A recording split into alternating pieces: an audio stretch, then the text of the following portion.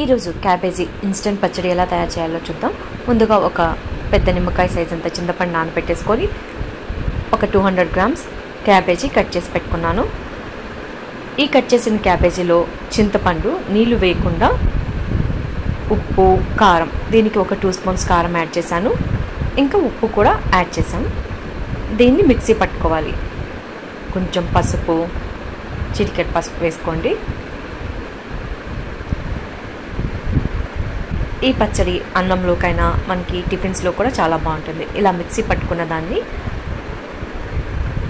తిరువాత పెట్టేసుకొని ఆవాలు, జీలకర్ర, మినప్పప్పు, శనగబాళ్ళు, ఇంకా కరివేపాకు, ఇంగువ అన్నీ వేసి తిరువాత పెట్టేసుకొని ఈ పచ్చడిని కూడా యాడ్ చేద్దాం. కొంచెం తెల్లగడ్డలు దంచుకోండి, కచ్చపచ్చగా దంచుకొని ఎండుమిర్చి అవి కూడా యాడ్ చేయండి.